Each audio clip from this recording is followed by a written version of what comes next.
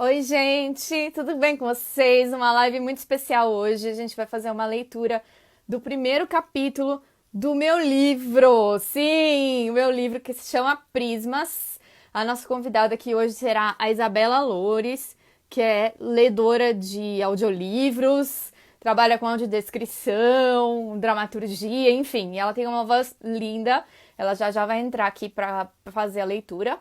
E em seguida vocês podem fazer perguntas, né? Eu vou estar aqui para, enfim, responder dúvidas, perguntas, curiosidades, protestos, receber, enfim, críticas, elogios, o que vocês quiserem, beleza? Ai, gente, essa acessibilidade do Instagram deixa a gente doida. Oiê, Oiê! oiê, tudo bem? Tudo bem com você? Tudo. Você tá me ouvindo bem, Vicky? Eu tô. E eu tô enquadrada, bonitinha? Você é linda, lindona. Ah, obrigada. Tá super enquadrada. Ai, que bom. Eu não vou perguntar se eu tô bonitinha, tá? Eu só vou perguntar. Eu não enxergo, eu vou pedir para as pessoas aí responderem. Mas eu tô aqui. O que eu tô é feliz e muito honrada, Vicky, de uma pessoa receber o convite de uma pessoa que eu admiro tanto quanto você. Ai, Como eu obrigada. digo, eu acompanho muito as tuas resenhas de literatura e eu acho muito precisas no PIN. A navalha e o bisturi que você usa para abrir o olhar de uma obra, sempre, primeiro que ela é sempre muito moderna, e ela é sempre, como dizia o Machado de Assis, no olho da fechadura, vendo uma outra perspectiva da cena, né? E eu gosto demais da tua inserção literária e você já sabe, a gente já tem conversado aí nesses meses. Ai, obrigada. É ótimo ouvir isso de você. Você sempre tem uma citação para oferecer, né, de algum escritor. Eu acho isso incrível. Então, se apresenta para o pessoal brevemente, que você é a convidada Sim, aqui. sim, eu vou começar a apresentação com uma audiodescrição. Ah, E, ótimo, ótimo. e como a Ana Júlia Perrotti, ela falou algumas vezes que quando a gente está na rede, na nossa própria página, na próxima rede, a gente pode e deve brincar com os nossos aspectos de audiodescrição das próximas Sim. postagens. E aí eu tomei uma coisa para mim, que é cada vez que eu faço uma audiodescrição minha, eu mudo. Não o que eu Ah, sou, mas eu mudo as palavras, eu mudo a ordem brincando, eu brinco com a minha audiodescrição. Então, eu estou adorando. Então, agora eu vou fazer aqui uma audiodescrição, então, de beleza. hoje, né? Então, hoje, como uma boa curitibana, o meu cabelo está com topete, porque tá para cima, e ele é marrom com rajadinhas prateadas aqui em cima. Eu sou branca e tenho um rosto redondo de canceriana, lua cheia, assim. Mas Somos duas cancerianas. somos cancerianas.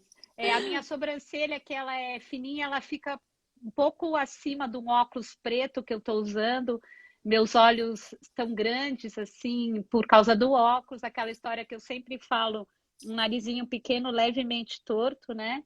E uma boquinha cheia de dentes sorrindo no dia de hoje. Tô com um foninho É. de ouvido, coletinho de nylon preto e uma regata. Atrás, aquele velho quadro do gato preto ali, que dá bom agouro aqui pra gente. E eu tô assim hoje, feliz. É isso aí. Que legal. Só vou fazer rapidinho o meu aqui também, hashtag para todos verem. É, eu tô com o cabelo liso, tá escovado, tô com um brinco dourado com enfim, pendurado assim, comprido. Tô com um suéter vermelho com uma gola alta, mas não é altona assim, é só altinha, fechadinha assim. Atrás de mim, acho que dá pra ver a cabeceira da minha cama, que é de couro, estofadinha, e azul marinho. E as borboletinhas de origami que eu coloquei aqui para dar uma alegrada no meu quarto aqui da minha universidade. E sou branca transparente, tô usando rímel, rosto redondinho, de canceriana, lua cheia, igual a Isabela diz. É. E é isso. É, temos 13 pessoas. Eu queria falar rapidinho sobre o projeto, né? Antes da gente fazer a leitura. algumas coisas bem, assim, básicas, porque, né, enfim, eu acho que o texto deve falar por si, a gente não pode ficar nunca explicando os nossos textos, né, como escritores, mas eu acho que é importante dizer que é um texto que me acompanha há muito tempo, que a gente vai ler aqui hoje, que praticamente me ensinou a escrever. Ele já teve 357 versões, aproximadamente. E eu fui muito tateando dentro dele, assim, durante muitos anos. E ele acabou se tornando o TCC da minha pós-graduação em escrita criativa, né? Em escrita de ficção. E está praticamente pronto, né? Eu fiz uma metáfora no post esses dias que eu acho que eu gostei. Assim, ele nasceu, mas ele tá na UTI neonatal. E agora, no momento, eu vou deixar vocês darem uma espiadinha pelo vidro. Mas ele ainda não tá, assim, pronto para ir pro mundo. Ok? E é uma história de ficção, tá? É um romance. E é importante ressaltar, não é autobiográfico, apesar de existirem, né, semelhanças entre a minha protagonista e eu, não é uma autobiografia. Beleza, gente? Então eu acho que é isso. Tô bem animada, tô bem ansiosa aqui, inclusive. Então, se a gente puder, tudo certo, a gente já começa. Eu acho que sim, por mim sim. Eu também é uma coisa surpresa fazer uma leitura ao vivo, porque como eu trabalho com gravações, quando eu me atropelo na língua, como uma sílaba, ou não consigo chegar na entonação que eu quero, eu dou um rewind, eu volto e gravo de novo. E Sim, aqui a não, mas gente não tem vai a problema toque de nenhum. Tá caixa. ao vivo, gaguejar um pouquinho assim, dar umas erradinhas é normal, não tem problema nenhum. Então vamos lá. Vamos lá. Muito alegremente, vamos para o primeiro capítulo do livro Prismas da Vitória, Isso. capítulo 1, epígrafes, no plural. Quanto mais se desenvolve o mundo visual, mais extenso também fica o mundo invisível. Evgen Bavkar, fotógrafo cego. Nada me espantou tanto como sua singular aptidão para um grande número de coisas. E quando lhe manifestamos nossa surpresa, percebam bem, senhores, nos disse ele, que não sois cegos. Estais surpresos com o que faço. E por que não vos espantais também pelo fato de que falo? Denis Diderot em Cartas sobre os Cegos para uso dos que vêm. Capítulo 1. Quando criança, eu tinha medo do escuro. Acordava no meio da noite, percebendo que a lâmpada de cabeceira estava apagada. Gritava como se estivesse prestes a ser engolida pelo hálito quente de alguma criatura mítica. Mais crescida, a lâmpada de cabeceira não precisava mais ficar acesa, mas a sensação nunca me deixou.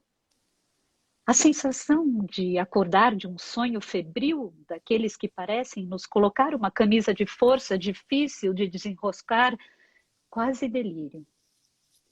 O peito infla, uma agulha apertando uma bexiga de aniversário.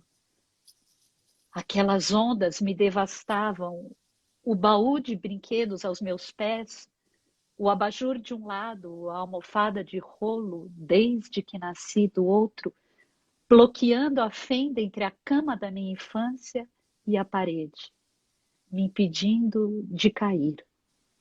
Um lugar seguro. Suor frio, a pele feito papel, névoa angustiada que quase traz lágrimas aos meus olhos. Uma das muitas babás que cuidaram de mim e das minhas irmãs disse certa vez em tom bem indignado: Mas, menina, como é que você tem medo do escuro se você não enxerga? Para você é sempre escuro.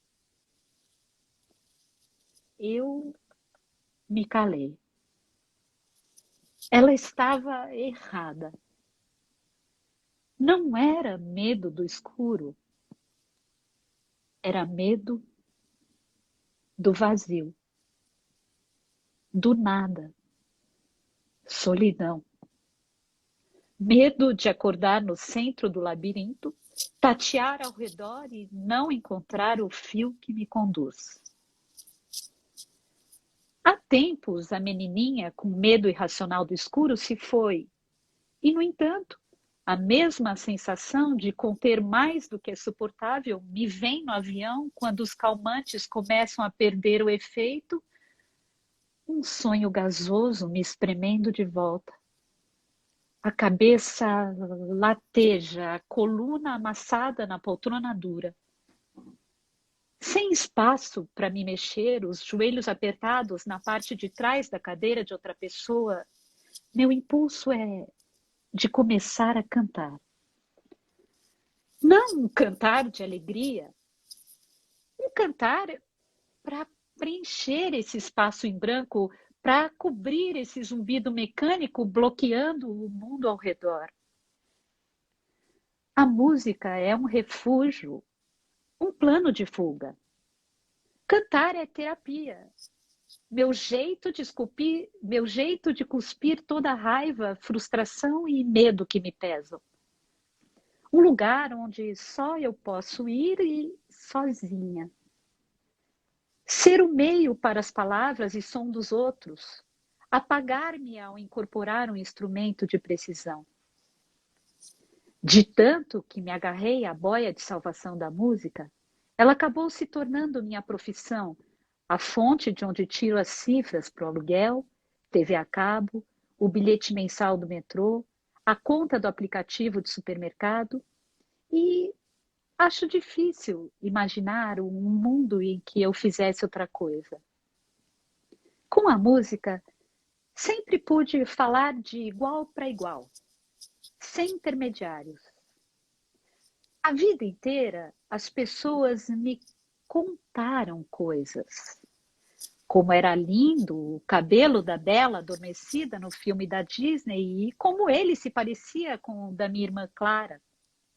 O meu, às vezes, parecia um arbusto ou topete da amiga macaca do Tarzan. Como as flores que podia sentir com os dedos no abajur de cabeceira eram lilás e rosa. Como a minha almofada de rolo azul clara estava manchada de marrom porque eu tinha cuspido antibiótico aos 4 anos. Enquanto eu crescia, o mundo todo era moderado pelas palavras e opiniões de outras pessoas. A única coisa que decidia por mim era a música que ia ouvir. E o que eu escolhia, fosse Nirvana, uma sonata de Mozart ou o último lançamento de Britney Spears, fazia os gritos da minha mãe ecoarem pela casa, mandando abaixar o volume. Uma vida como a história de Rumpelstiltskin e a filha do moleiro, que a minha classe da 3ª série ensinou. A professora nos fez repetir sem parar o nome impronunciável do anão e, por algum motivo, até hoje me lembro, farrapos de informação que ficam conosco depois da infância. Na história, saber pronunciar o nome do anão era crucial. Significava a diferença entre vida e morte. Agora, de que me serve? Hoje, já não sou mais a camponesa número 3. Não estou à margem dos acontecimentos. Sou a filha do moleiro e, por uma propaganda enganosa que fizeram sobre mim, sou ameaçada à forca se não conseguir transformar palha em ouro. Aparece a providência do anão horroroso e me oferece a liberdade. A liberdade que consegui por um preço que estava disposta a pagar. De algum modo, sempre fui uma farsa. Um ato de capacidade sobrenatural que eu montava para uma plateia predisposta a ser enganada. Até que um dia não tive mais o que entregar. A qualquer momento, o anão vai aparecer para cobrar a dívida. Certamente duvida que eu seja capaz de conceber um filho primogênito e está só esperando a chance de me ridicularizar perante os súditos do meu reino imerecido. Se dominar a palavra, nada de ruim pode acontecer. Nomeie seus medos, que eles desaparecem. Agora, navego em um mundo onde tudo é dito em algum idioma obscuro, sânscrito, e preciso aprender para prosseguir. Mas não sei como. Não há ninguém para me ensinar, não há nenhum dicionário ou manual, nenhuma fórmula racional para aplicar e desenvolver. Quem dera tudo fosse mesmo um conto de fadas. Talvez eu ficasse feliz em transferir a responsabilidade por essa coisa que vem crescendo aqui dentro de mim, fazendo o meu corpo estufar e meu estômago rejeitar tudo que não seja a sopa de feijão do restaurante da rua do lado. Ricardo fez 2 semestres de sânscrito na faculdade. Quase dou um riso de canto de boca quando essa informação emerge na minha mente. É tão típico dele que chega a ser irônico. Se me lembro bem, a filha do moleiro teve a ajuda dos servos para descobrir o bendito nome do anão. Minha analogia dos irmãos Green nunca valeu nada mesmo e ainda escolho um idioma obscuro que a pessoa mais próxima de mim no momento tem noções básicas. Desmorona como um castelo de cartas. Hieróglifos, talvez, então, aramaico, línguas indígenas que só meia dúzia de velhinhos escondidos nos confins do Brasil se lembram? Preciso pensar em uma alternativa para tudo fazer sentido. Mas não quero pensar em Ricardo, não agora. Essa bomba relógio esperando para causar um cataclismo no meu mundo é culpa dele também. Eu não fiz isso sozinha, fiz? Geração espontânea, a concepção imaculada. Por que sou eu a que abandona os planos de vida? Eva me diria algo como: tá bom, já deu, Isabel. Chega de chororô. Isso aí é coisa velha. Você sabe muito bem. Para começar, foi você quem concordou com o plano todo. Coloca um ponto final na vida em São Paulo, pega o avião e vai ter a criança com ele. De qualquer maneira, não foi ele quem começou a cartela de anticoncepcional pelo fim e tomou placebo durante a última semana do namorado no Brasil. E se processarmos as indústrias farmacêuticas? Talvez traga alguma satisfação. As pessoas não acham que mulheres cegas podem precisar de anticoncepcional. Elas têm as partes todas direitinhas? Alguém já viu? Quer dizer, como é possível achar o que vai onde sem enxergar? O ar frio e ressecado entra pelo meu nariz rascante no fundo da garganta. Tem o reflexo de apanhar a garrafa d'água dentro da bolsa. Não, melhor não. Vou acabar botando tudo para fora se beber água. Engulo saliva, tentando não pensar no tempo que ainda tenho aqui dentro, nem no que me aguarda do outro lado do Atlântico. Um problema de gente rica, blasé esse meu. Daquela gente fútil que tanto me esforcei para desprezar.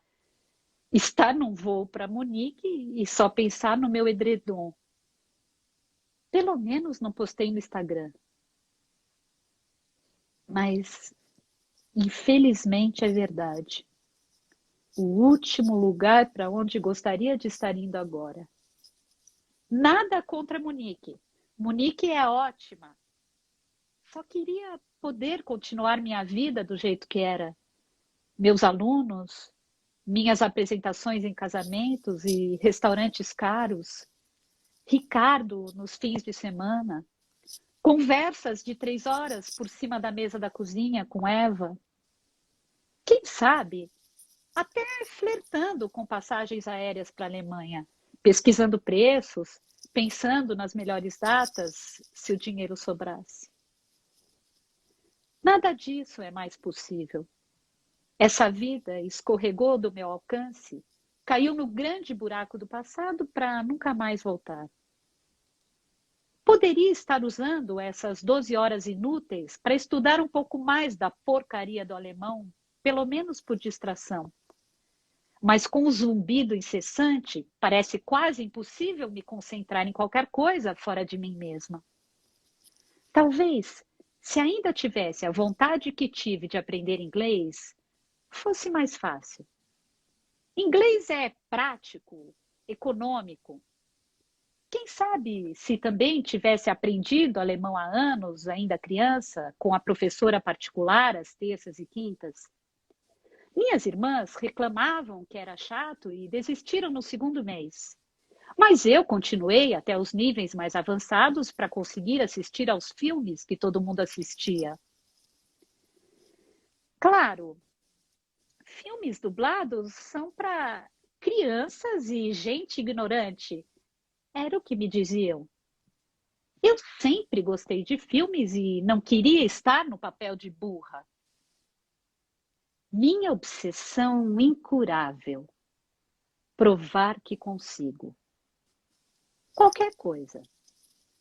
Dizem que o filho do meio é sempre o mais independente. Essa sempre foi a minha virtude, meu superpoder. Conseguir tudo o que eu posso sozinha, o tempo todo dispensando ajuda. Apesar do resíduo da minha visão ser perto do nada, não precisar de outras pessoas.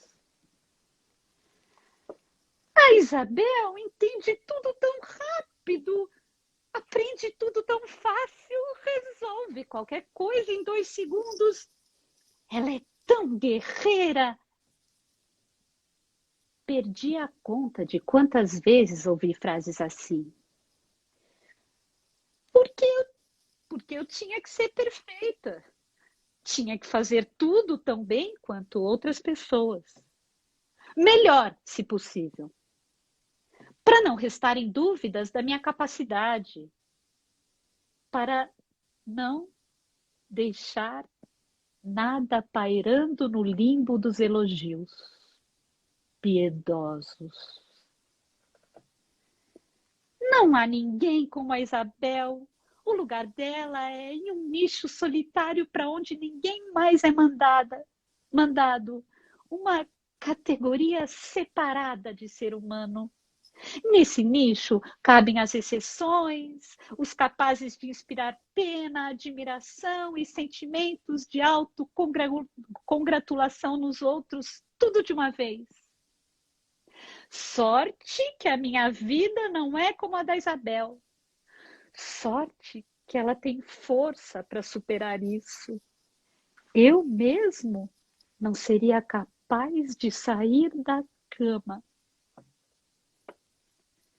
Guten Morgen, mein Name ist Maria Isabel Leone. Ich bin nach München gekommen, um meinen Freunden zu finden. Espero que esteja correto. Decorei a frase do tradutor do Google e não tenho certeza nem de qual palavra corresponde a qual significado. É como no tempo do conservatório em que eu decorava as letras dos líderes de Schubert para a prova de canto sem fazer ideia do que estava dizendo. Agarrar-me ao som, ficar só na superfície. Também devia ter procurado, como se diz, grávida. E se perguntarem na imigração? Mas, no fim, eles não precisam perguntar nada. Basta um olhar. Ich bin, du bist, er, sie, es ist, wir sind, du bist, sie sind. Deus, como é que Ricardo conseguiu decorar essa bobajada toda em 5 línguas? Quem sabe sânscrito fosse mais fácil de decorar. Tudo que é inútil gruda na cabeça muito mais fácil do que a chave para os problemas do momento. Tudo bem, 4 línguas. Ele não deve ter chegado a tanto na introdução do sânscrito. E aprendeu Yiddish em casa, o que torna o alemão muito mais fácil.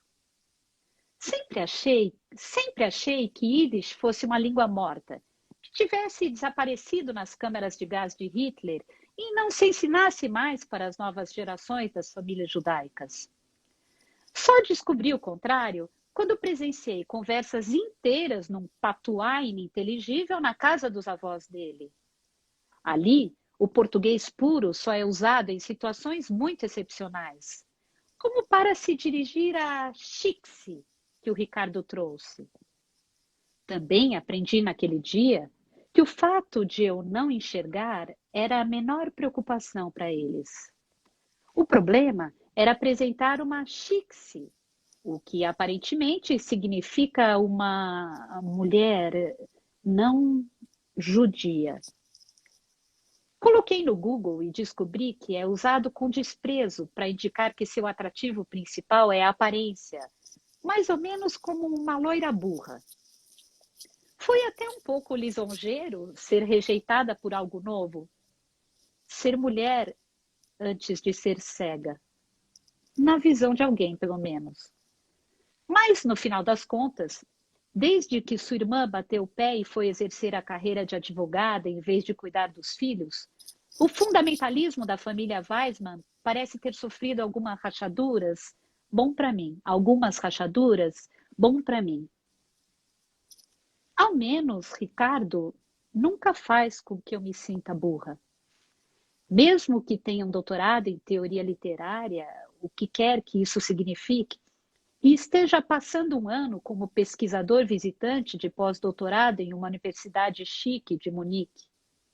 Quando terminar, já foi convidado para dar um curso sobre pesquisa que tem algo a ver com literatura modernista. Já eu não cheguei nem no vestibular depois de terminar a escola. Sequer terminei os 2 últimos anos do colégio direito. 6 meses de supletivo e pronto. Problema resolvido. Faz sentido que, entre nós dois, quem vê educação mais como um problema do que como um bem de valor, seja o que pega o avião. Acadêmicos não podem ser acadêmicos em qualquer lugar. Cantores podem cantar onde quer que haja gente para ouvir. E a música brasileira é muito apreciada na Europa. Pelo menos é o que ele me diz.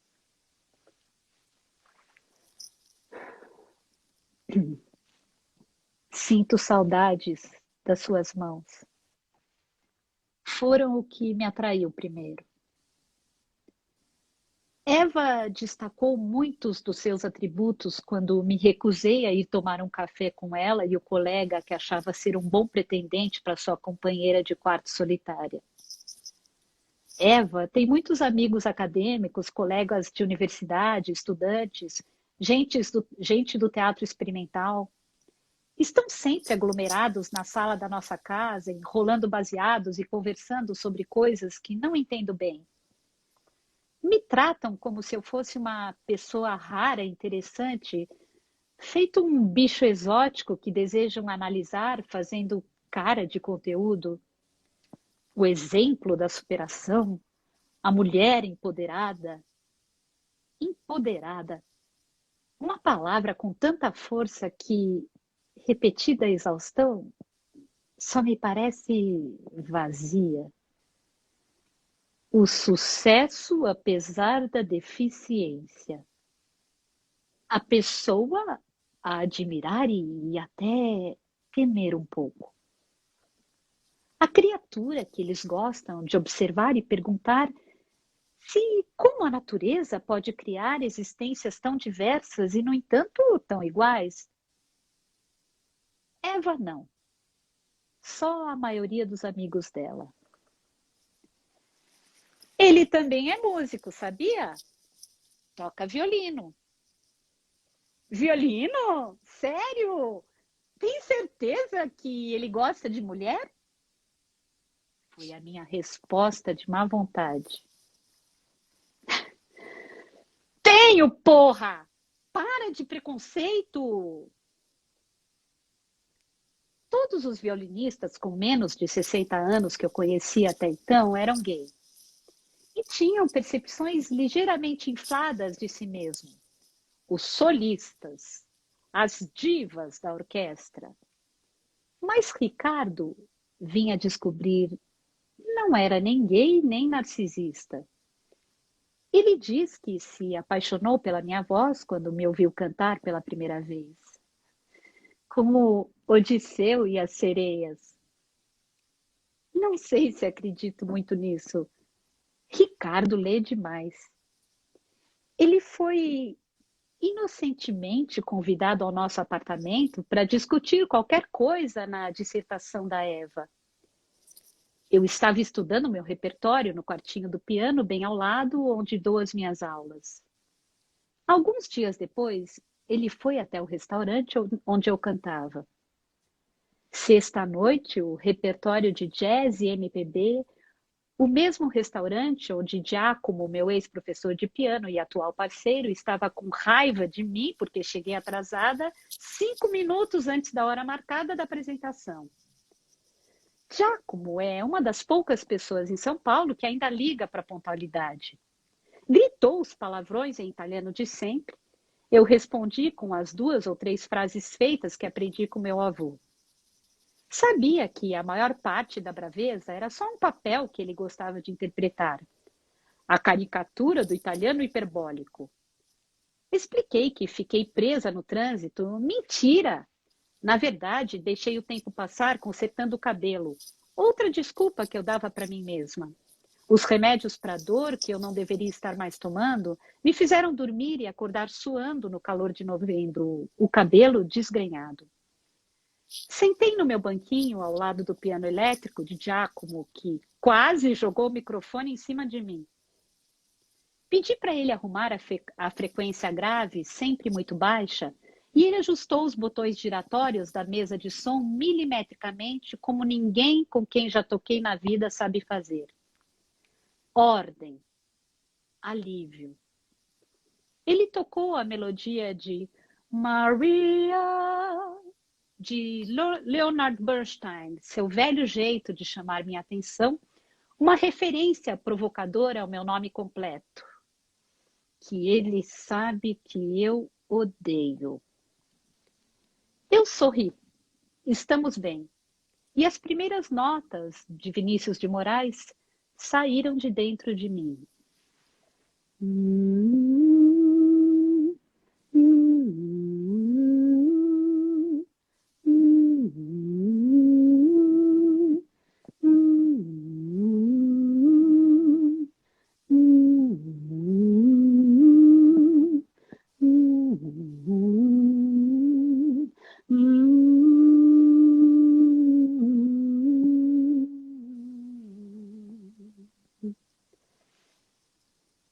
Canto a melodia com os lábios cerrados, as palavras na mente. Espero que o zumbido seja alto demais para que ninguém me ouça. É a abertura que faço em todas as apresentações. Uma melodia leve, abrindo caminho para as coisas mais intensas. Giacomo gosta, diz que fica muito boa na minha voz. Mas na minha mente não é uma canção de amor. É mais um pedido lamentoso à plateia. Como a luz só existe porque há a sombra, o som porque há o silêncio, um eu só pode existir se houver um você. Por favor, me permitam existir. Naquela noite, durante o intervalo, Giacomo me disse: tem um ragazzo appassionato bem ali, Bela. Outro? Brinquei, tomando minha água. Ele dizia isso o tempo todo. Nunca tive certeza do quanto correspondia à realidade.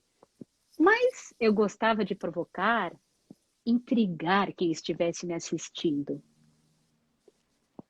Dão uma olhada de relance para a cantora de jazz, a sedução mais óbvia da sala, e se deparam com o meu olhar vítreo e a bengala branca apoiada no piano. Me desejam por um instante, percebem que tem algo anormal e se confundem. E então, alguns desviam o olhar, constrangidos com a própria impudícia.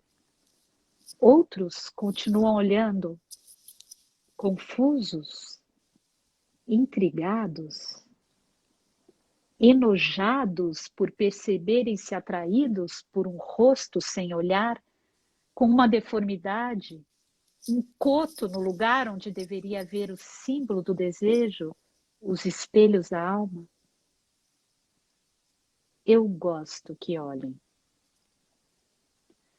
Quando terminamos, Ricardo veio falar comigo.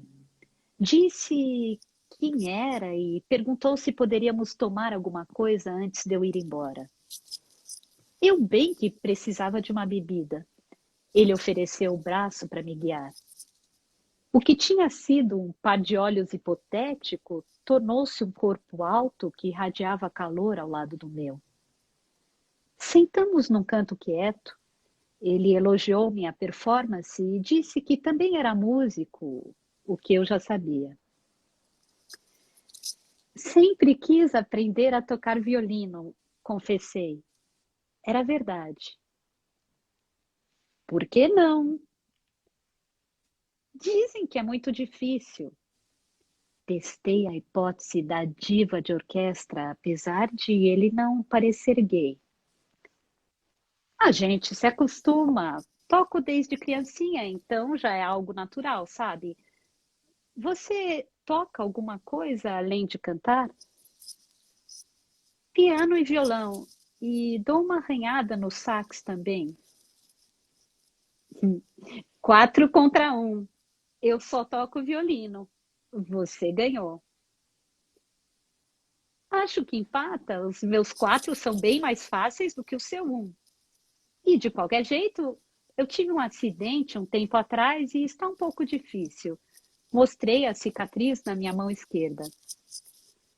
Que bom que você tem o canto, então. E você canta muito bem. Sua voz tinha só uma aspereza no fundo que me sugeria cigarros, mas não um engrossado de nicotina. Era clara, melodiosa. Demorou mais 2 idas a bares e um café para eu conhecer as mãos dele. Eram quentes e longas, com palmas confortáveis, sem pelos. À direita tinha calos nas pontas dos dedos, das cordas, versões maiores dos que eu tenho na esquerda. Na outra, uma protuberância na lateral do dedo médio de tanto escrever. Pareciam certas, seguras. Não quis soltá-las nunca mais.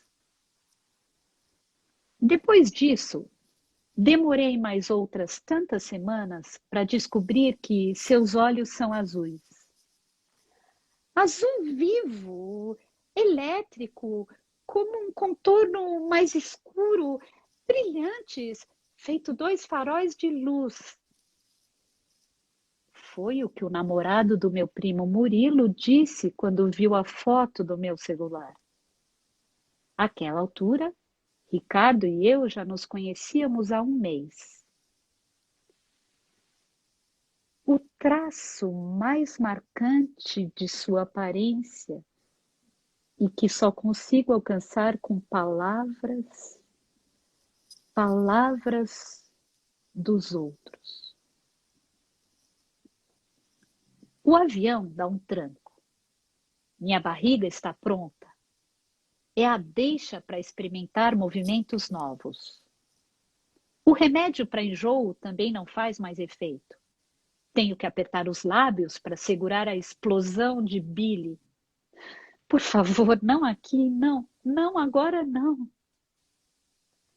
tenho vomitado pelo menos uma vez por dia há 6 meses, com algumas poucas exceções, e ainda não me acostumei.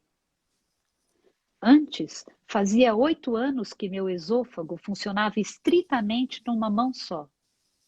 Tantas vezes aconteceu e nunca me importei. Em banheiros sujos de boates, de festas aleatórias ou de casas de fazenda de algum amigo de amigo. Eva segurando meu cabelo para trás, o zumbido da música alta vibrando na parede de azulejos. Depois, lavava a boca enquanto me equilibrava nos saltos, consertava o batom e voltava para a pista de dança pelo braço da minha amiga como se nada tivesse acontecido. Pedia uma coca no bar e continuávamos de onde tínhamos parado. Os papéis nunca se invertiam. Eva tem a tolerância alcoólica de um elefante com nacionalidade russa. Por outro lado, eu era e sou mais suscetível, volátil. Música ensurdecedora, fumaça, luzes malucas e pessoas demais, bêbadas demais, em um conjunto que já tive muito prazer em rechaçar. Mas houve algum ponto de ruptura em que comecei a precisar para a saúde mental. Música sem sentido, repetitiva, hipnótica, através da qual eu podia mover o corpo até que o suor escorrendo pelas costas liberasse qualquer coisa dentro de mim. Desatada, eu flutuava no tempo e no espaço, igual a todos os outros, com os sentidos esmaecidos, o instinto no comando. Isso ajudava a limpar a sujeira acumulada debaixo do tapete. Levanto a tampa do meu relógio de pulso e sinto os ponteiros. Só faz 1h30 que decolamos. Peguei no sono antes mesmo de terminar o embarque. Enfiei o Rivotril na boca assim que me sentei. Respiro fundo. O estômago apazigua por um momento e logo volta a se queixar. Não quero precisar do banheiro, por favor, aguente só mais umas horinhas. O que é mais íntimo do que usar o banheiro?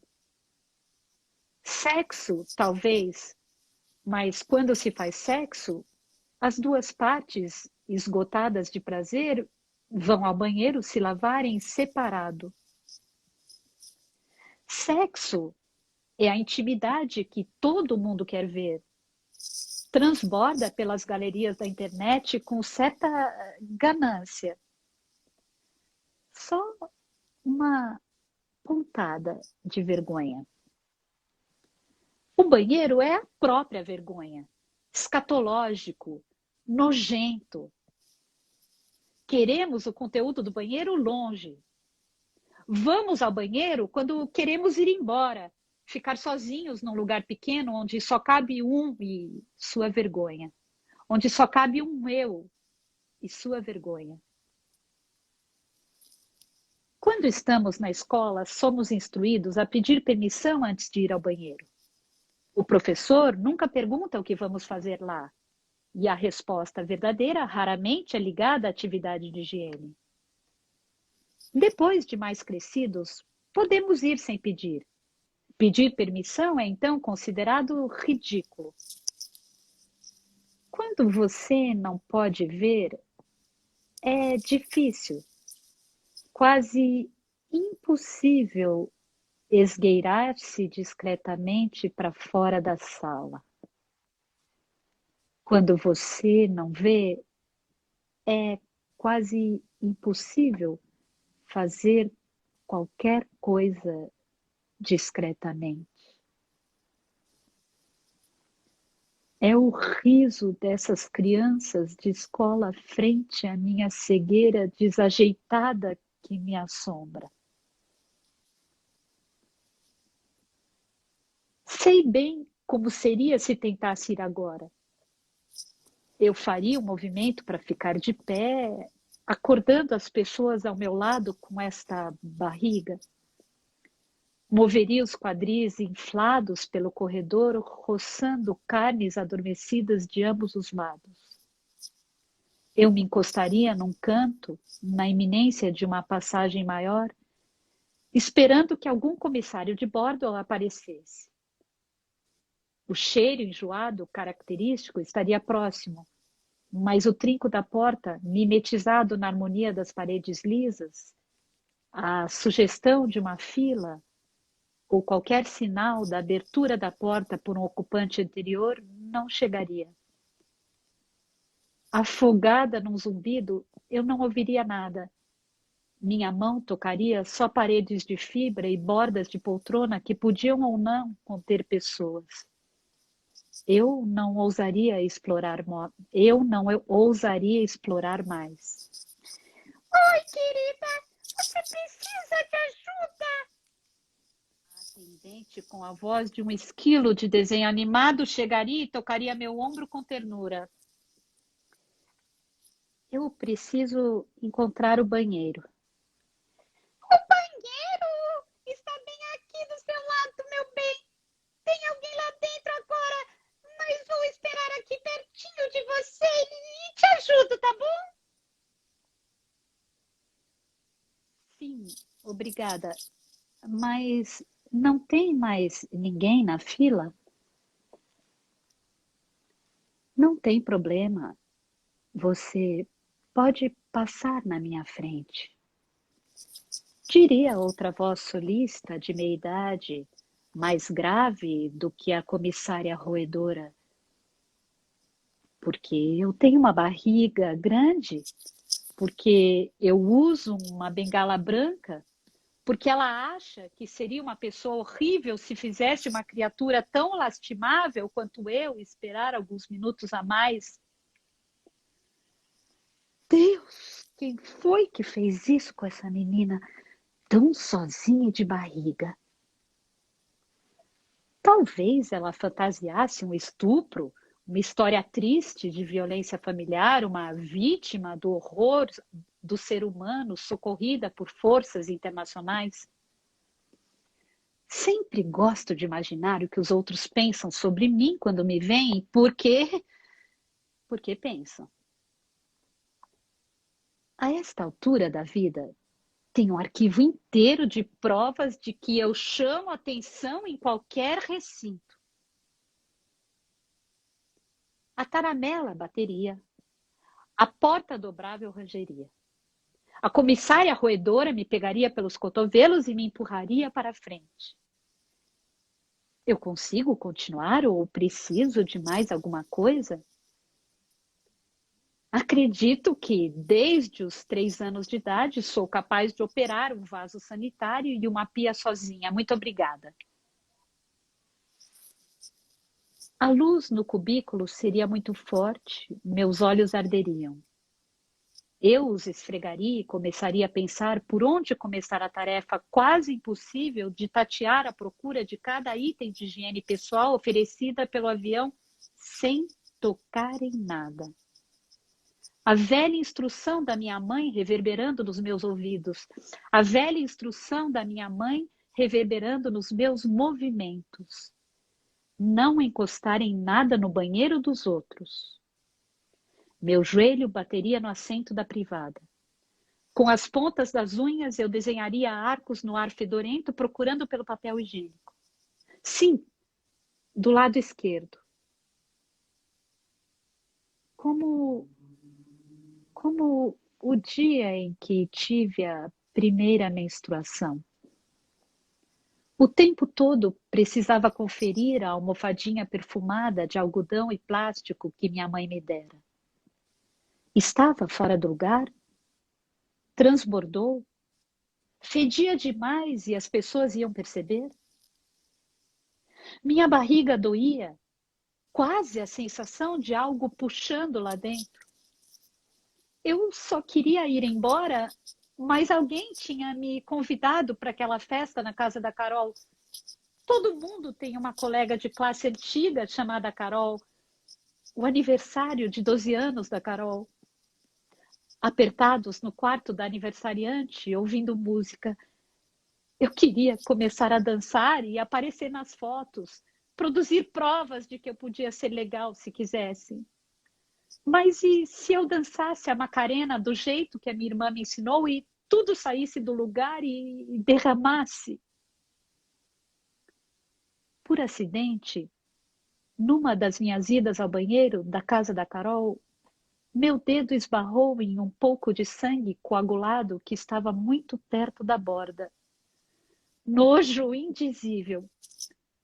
Meu reflexo foi de enxugar o dedo na lateral da calça, como faria com as mãos molhadas de água.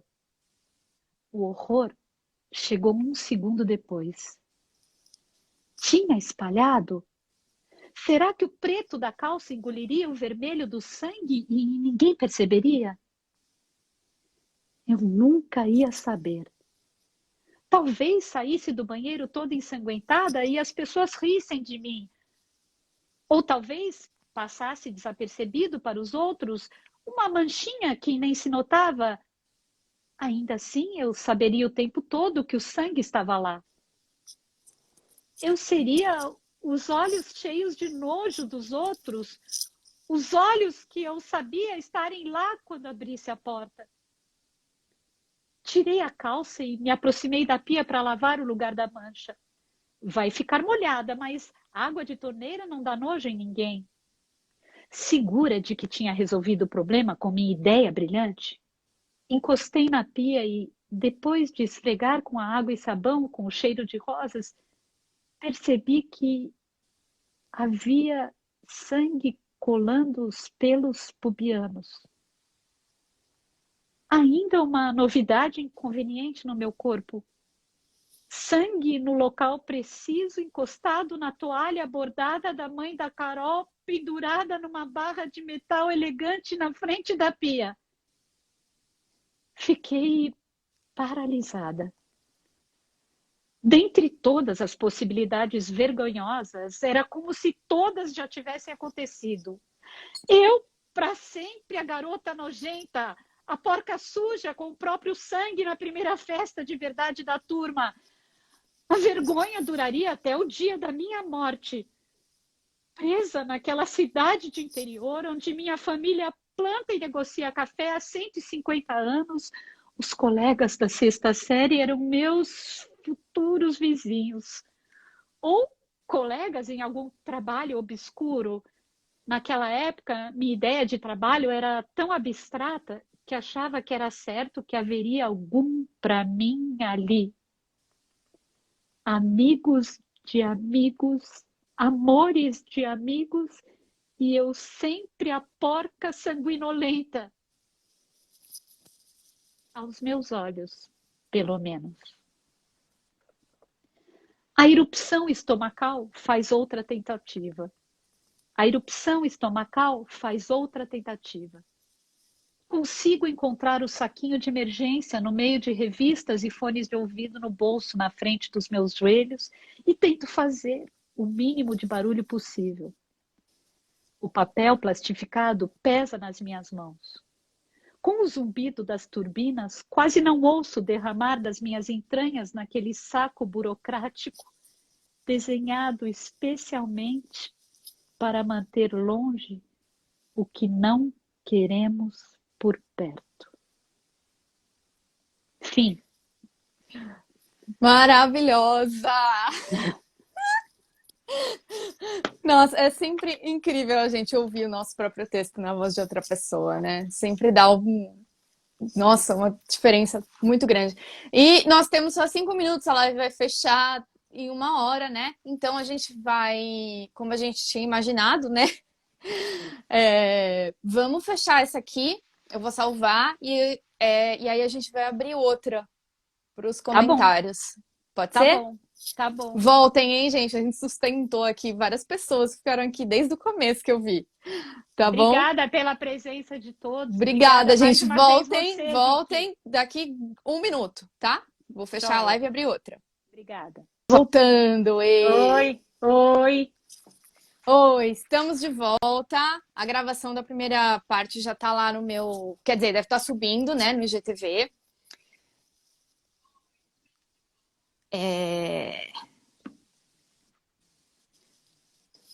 Pronto.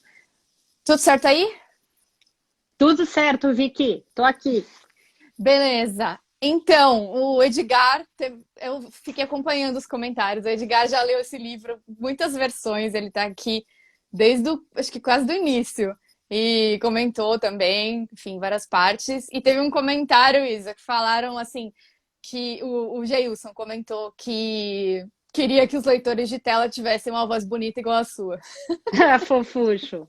Eu já várias vezes eu mandei mensagem para o Geilson no direct, várias, mas acho que ele nunca visualizou porque ele não me conhecia. É, e às vezes vai para Eu aquela queria caixa, né, de é, é, solicitações e não. só para ele saber que eu procurei contato com ele há uns 3, 4 meses atrás, quando eu comecei a conhecê-los, né? Que a Vitória e o Edgar foram os primeiros que eu conheci, Aham. pessoas com deficiência visual, e como eu segui as tuas listas, Vicky, eu vi o Geilson, né? Sim, o Geilson tá sempre nos meus vídeos, ele comenta É, tudo, é. me dá o maior engajamento. É, Aquelas. legal. Eu agradeço a todos. Eu estou vendo também vários amigos nossos aí do teatro, amigos da turma da Denise Stocos, minhas amigas da faculdade. Eu estou lendo aqui devagarzinho, o Edgar, querido, queridão. Agradeço a todos, o Vendo Além, a Letícia, todos. Isso. Então, gente, vocês têm algum comentário, alguma pergunta, alguma coisa que vocês querem? Na verdade, a gente teve mais reações mesmo. Gente, aliás, eu amei a hora que você cantou a música do Vinícius só em Boca que Usa. Aham. É sim. Perfeita, perfeita. E deu pra gente, quer dizer, eu espero, né, que tenha dado para as pessoas reconhecerem a música, não é uma música tão famosa, mas ficou certinha, perfeita. E naquela hora teve um comentário assim: Uau, você mandou muito bem. Obrigada. Eu achei muito delicado da tua parte e anticlímax você mencionar que você vai falar do Vinícius, que é o poetinha, e suprimir o poema em forma escrita e deixar ele em forma sensorial. Você deixou, Na porque a verdade, gente no conhece a texto em letra. si, tá É, escrito a letra, né? Ali em itálico, e aí em seguida fala que a personagem, na verdade, estava pensando, né? Tava cantando na cabeça, como a gente aham. faz Eu muitas vezes achei na vida. lindo. Eu posso, eu não sei se você está com o voice over ligado, mas está vindo aqui umas perguntas. Se quiser, eu posso ler para você. Ah, eu acho mais fácil você ler, porque eu sempre acabo deixando passar alguma coisa, ou Então, enfim. a Luciana Fevorini perguntou se você pretende publicar. Sim, pretendo, mas porque eu tô procurando editora. Aliás, se alguém quiser me recomendar, eu tô aceitando aquelas. Mas eu quero. Várias pessoas me perguntam por que que você não joga no Kindle, por que que você não joga no Wattpad, faz uma autopublicação. E eu quero tentar a via das editoras primeiro, né? E a gente sabe que isso aí não dá para eu dizer, vai ser publicado ano que vem, sei lá. Depende de muita coisa, né? E é um processo que eu vou começar agora. Eu vou publicar sim, com certeza, né? Assim, na última das hipóteses, eu vou jogar mesmo no Kindle, mas eu quero primeiro tentar essa via das editoras. O Edgar falou assim: Isabel é uma construção incrível. Isabel é o nome da tua personagem, Isso. reiterando, né? Ele fala, é uma construção incrível. Sim, o Edgar acompanhou todo o processo de Isabel, porque ele leu essa versão inteira já, eu mandei para ele esse ano, o livro todo, e me deu um feedback incrível quando eu estava terminando de escrever. E ele leu quando eu estava começando, acho que lá, sei lá, em 2014, 15, quando a gente se conheceu, a gente trocou vários textos e tal. E era uma versão completamente diferente, assim. E ele me falou algumas coisas que me acenderam muitas luzes, assim, porque tava indo para um lado muito juvenil, porque a personagem ela passa por muitas experiências na juventude, né? E tem como a gente narrar uma experiência de um personagem jovem, mas numa chave mais adulta, né? E eu tava indo muito para esse lado juvenil, que era uma coisa que eu não queria, e o Edgar meio que me deu esse toque aí, e aí eu falei, opa, não, peraí. Aí já teve mais ou menos umas 43 versões depois dessa, entre essas duas que ele leu. Enfim, e é essa que estamos hoje, que provavelmente será quase finalizada. Desde a primeira vez que eu li o teu texto, eu tive umas observações, assim, dentro de mim, como leitora de literatura, e hoje e ontem, estudando o teu texto, me veio mais algumas coisas, né? Então, eu vou Uhum. começar pela sensação estética, que é a sensação sensorial que a gente tem ao terminar o primeiro capítulo. Eu vou reproduzir a sensação sensorial em forma de onomatopeia e depois eu vou explicar. Ai, que incrível. Ufa! Ufa! Sabe por que esse ufa? Não tem nada a ver com ufa de que esteja cansativo. Não é nada disso. É que as emoções envolvidas, apesar de ser um texto que tem toda uma leveza, recheado de ele é espirituoso, ele brinca com questões sérias, delicadas, ele traz para frente do palco cenas que fazem a gente visualizar as circunstâncias de vida de um personagem que foi uma menina, criança, uma jovem mulher, adolescente, e hoje está na condição de jovem adulta, entrando para a maternidade, o mercado de trabalho se assentando. É um ufa de uma trajetória de uma menina mulher que vai passando por várias circunstâncias com deficiência visual e como ela lida. E o artifício linguístico que eu vi que você usou e que me chamou muita atenção. Eu já vou pedir um perdão de antemão, Vicky, que eu já, na minha primeira conversa com você, há meses atrás, eu tive. Eu me peço perdão para se eu me expressar mal, porque eu não tenho lugar de fala, se eu me Hum. expressar mal e usar termos ou diretrizes reflexivas que não seja conveniente, mas eu estou falando da impressão estética do texto, Sim, literária. não, claro. Então, assim, você se qualifica na tua bio como militante de pessoas com deficiência. Você coloca militante. Então, eu não posso deixar de reconhecer no teu texto uma super militância. E em que sentido? Não, e o que sentido que eu queria dentro da literatura que você escreveu, colocar isso em evidência pelo uso dos adjetivos. Em que sentido? Como você usa muitos adjetivos do universo de quem é vidente, enxergante, traz à tona um grifo muito forte, que como a vista do mundo é adjetivada e dita através do outro, onde você diz, fico tendo uma mediação, uma intermediação dos outros me descreverem como é o cabelo da menina da Disney, etc e tal, e essa mediação é feita por adjetivos. Então, como você foi feliz ao trazer muito relevante no teu texto a função forte dos adjetivos para criar em nós, leitores, o contraste, quando você começa a descrever que eu sou sem mediação. Quando eu falei muito ironicamente aquele trecho do Vinícius de Moraes, onde você questiona eu sem você, como escritora, você questiona eu sem você, porque é uma farsa tão grande que você precisa ser pelo outro ou intermediado pelo outro. E fala em empoderamento do si mesmo, e você ser eu, me dê espaço para eu ser eu mesmo sem esse paternalismo, sem essa intermediação que você, muito felizmente, eu fiz provocativamente essa voz ridícula de esquilo, porque é uma Eu voz adorei. externa. Eu É fiquei uma voz segurando para não rir externa. aqui, para não atrapalhar. É uma voz externa que metaforiza, que incorpora esse paternalismo, essa visão da pessoa com deficiência como um lugar, entre 15 aspas, de alguma limitação ou de alguma diferença. Uhum. Então, esse contraste substantivos e adjetivos, e substantivo como algo substancial, e adjetivo como algo coadjuvante, eu amei na tua construção literária. Esteticamente, me causou esse ufa, esse ufa.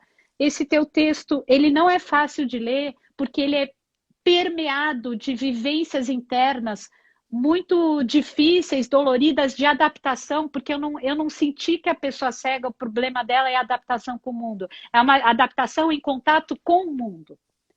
Quando ela fala dos Sim. amigos, dos colegas, do imaginário do que seria aquele sangue na toalha ou na roupa. É o com o outro que pode, o terror daquelas crianças naquele olhar de ambientes infantis. Então, eu queria só reiterar esse ufa, que é permeado de tantas emoções e reflexões, e se a gente não tem esse lugar de fala, você nos arrastou para esse lugar vivencial. Por quê? Vou fechar minha fala que é assim.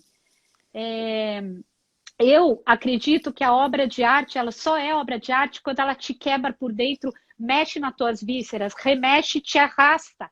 Sabe arrancar a víscera? Te arrasta para um outro lugar. E esse teu texto nos arrasta para esse lugar que, se eu não tenho lugar de fala, eu passei a ter o lugar sensorial estético, porque eu existi no teu texto. Com esse grande cansaço emocional, não cansaço do texto, que é essa travessia aí de 12 horas metafórica entre América e Europa, vamos dizer, essa travessia que você propõe como local da cena. Desculpa falar tanto e desculpa se eu errei Não, alguma é pra falar explanação. mesmo. Tô adorando ouvir, porque é Desculpa. ótimo quando a gente escreve e a gente tem o retorno do leitor, que é exatamente o que a gente pensou quando que a gente gostaria que o leitor estivesse pensando, sabe? Sim. Então, mensagem transmitida com sucesso, Super, sabe? super. E assim, essa sempre foi a intenção, né? De colocar a voz de uma pessoa com deficiência visual, com a verdade ali, nua e crua, sabe? Porque, e não tem texto, ele não tem nenhum momento de escrita, assim, por exemplo, eu estou contando essa história aqui porque eu estou escrevendo um livro. Ele não tem um momento em que o protagonista em primeira pessoa tá ali escrevendo, né, o livro. É como se tivesse ali sei lá, um dispositivo mágico na saidinha do cérebro dessa pessoa que tá só ali reproduzindo e traduzindo para você, né? Em literatura a gente tem essa liberdade. E eu quis fazer isso, né, para colocar no mundo esse tipo de experiência, né? Porque eu tenho certeza que tem várias pessoas aqui que eu sei que têm deficiência visual, e é uma luta constante que a gente tem para fazer acontecer o nosso jeito, para lutar contra um mundo que é muito visual e que não se desapega desse visual, né? Que não consegue conceber um mundo em que simplesmente você não enxerga o cabelo da princesa da Disney. E você, ao mesmo tempo, pode curtir o desenho da Disney quando você é criança, como uma experiência estética diferente, né? E você fica muito amarrado nessas impressões que não são suas, né? E você é quase um processo de autoaceitação e de muita luta, né? Alguns casos mais, outros menos, de você fazer prevalecer o seu jeito de ser, né? Então, e o seu jeito de errar, porque muitas vezes a gente, por exemplo, tá na rua e a pessoa quer que a gente ande normalmente. E você dá uma pequena desviada, ou você vai por um caminho que não é o caminho que todo mundo faria, e a pessoa te puxa, sabe? Ela não deixa você fazer do seu jeito. Não deixa nem você começar, sabe? E esse, obviamente, isso é uma coisa muito minha, porque eu vivo isso, né? E o que eu falo, que Isabel não sou eu, né? Mas pode ser que eu seja Isabel, um pouco. Né? Ou que a Isabel, ela condense muitas experiências dessa menina, criança cega, dessa moça, criança cega, dessa mulher cega, neste sentido. Você atravessou muito pelo feminino, né? Sim. Você pegou ícones do feminino. Sim.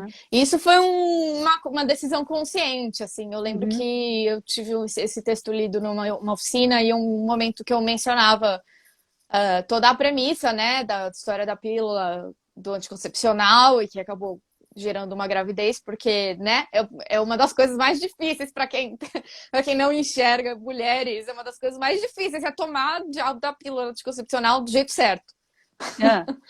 E porque, né, eles têm cores, tem desenhinho para você seguir, e nenhuma delas é acessível, sabe? E uma pessoa gostou muito, sabe, disso, e eu pensei, nossa, mas isso eu tenho que falar sobre ser mulher com deficiência visual, Porque a Uhum. gente também tem toda uma coisa da beleza, né? De qual a impressão que a gente passa para os outros. Porque nós mulheres somos ensinadas que a gente é feita para ser admirada, para ser bonita, né? Para ser desejada. E muitas vezes a visão tem a ver muito com isso, né? Aí, Uhum. porque, por exemplo, tem um filme com a Audrey Hepburn que ela faz o papel de uma mulher cega, eu não vou me lembrar agora o nome do filme, mas a maior preocupação dela é porque ela não consegue ver o próprio reflexo no espelho. Uhum. E por que isso tem que ser tão relevante, sabe? Ela não pode se achar bela por outros motivos, né? Enfim, e essa é uma questão que toda mulher que tem uma deficiência, principalmente a visual, que se intercala com isso, da percepção da gente perceber do que a gente gosta, ou dos outros perceberem, da percepção dos outros, que os outros têm da gente, né? Uhum. E, enfim, e aí eu falei, não, eu tenho que explorar mais isso. E até a cena da menstruação veio depois, né? Veio disso. E tem, mais adiante, tem outras questões, né? Ligadas a isso. E você conseguiu trazer uma leveza para essa cena da menstruação, assim, tipo, porque você, na sua leitura, você fez, meu Deus, mas vai acontecer isso, vai acontecer aquilo, com uma voz meio chorosa, assim, eu achei muito legal, porque é bem isso, é um drama mental, assim, que acontece e que, né, é um drama, mas que é real, sabe? E eu gostei muito, que era uma cena que eu tava um pouco desconfortável de ouvir lida. É essa coisa que você vai criando, é meio Hitchcockiano no sentido de ir construindo um suspense para ter um desfecho muito alegórico. Você começa a construir a cena do nojo. Na verdade, não é nada nojento a menstruação para menina, nananã, mas aí cria-se socialmente um estigma do nojo, sanguinolenta aos vizinhos. Aí você vai puxando isso de quem todo mundo quer ficar longe, isso de que todos querem ficar longe, é o vômito e o nojo. É esse ir para a periferia, é ir para a berlinda, de um lugar onde não pode se estar, porque é se colocado como não quero saber nada daquilo, como diria o Freud. É colocado como o pacotinho do nojo, o pacotinho do vômito, aquilo a escanteio. E você vai trazendo esse desfecho, mas você constrói a estética do nojo. Não um nojo fisiológico, mas um nojo construído. Eu estou conseguindo me expressar numa Sim, relação social do como o outro vai ver, né? Aí sim. eu achei, assim, a tua construção, você foi muito feliz, alinhavado todo o teu caminho aí da escolha de como tá. E eu achei, assim, dentro desse UFA, o teu primeiro capítulo, ele já potencializa a tua obra do que a gente nem imagina o que vem. Se o livro terminasse aí, já estava muito contado, porque Sim, você pegou muita coisa nesse primeiro capítulo e passou o rastelinho, eu gosto dessa imagem. Passa o rastelo e vem trazendo tudo, né? Tudo sim, ali foi trazido. Então ele abriu com essa chave potente aí. Abriu um sim. espectro de visão do personagem aí. Que bom, que legal ouvir isso. Bom, eu não vou contar o que vem a seguir, a única pessoa que sabe aqui é o Edgar. A Laísa também sabe, eu não sei se ela tá aqui, mas a Laísa também leu até o fim. Mas enfim, o objetivo é maior, né? Sempre foi esse de botar para falar uma pessoa com deficiência visual. E é engraçado que esse livro ele teve muito. Eu comecei a escrevê-lo com 15 anos, mais ou menos, 16 por aí. E que faz bastante tempo. E eu, assim, eu escrevia e era um processo meu também, de me aceitar para o mundo, sabe? Enquanto eu Uhum. escrevia versões, enfim, embrionárias aí do livro. E foi mais ou menos a época em que eu comecei a perceber, sabe? Que a gente, com essa idade adolescente, né, a gente começa a constituir o nosso sujeito, né, de fato, e a gente entende, né, assim, de maneira mais consciente a nossa diferença entre nós e os outros, né? Porque Uhum. até ali assim, eu entendia que eu não enxergava, mas não era uma grande questão em relação aos outros, sabe? E foi um processo muito importante para mim também, para mim como pessoa, Vitória mesmo, escrever esse livro e terminá-lo, né? ele virou uma coisa totalmente diferente do que ele era lá atrás. Mas, enfim, eu acho que todo mundo que tem alguma deficiência tem que passar por esse processo, né? De aceitar que você não vai ser igual aos outros e abraçar essa diferença, porque senão você vai ser infeliz pro resto da sua vida, né? Uhum, uhum. Temos mais algum comentário?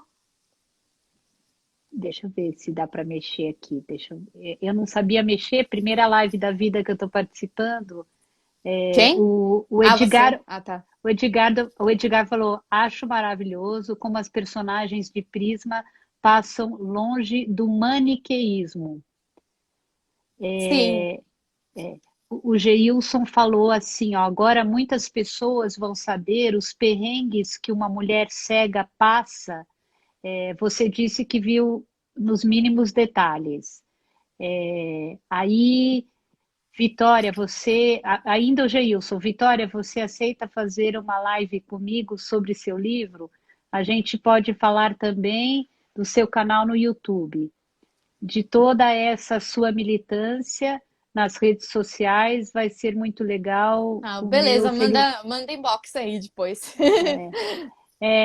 Aí o Edgar falou que Victoria tem um humor inteligente, nada óbvio, delicioso. A É, Camila pois é, Jacen. eu lutei um pouquinho com isso aí, né? Porque a gente, na pós-graduação de escrita, a gente passa 2 anos tendo nosso texto lido por um grupo de pessoas, né? E aí, toda semana não, mais ou menos uma vez por mês a gente manda algum texto, né? E eu tinha um outro projeto, depois eu troquei para esse e tal.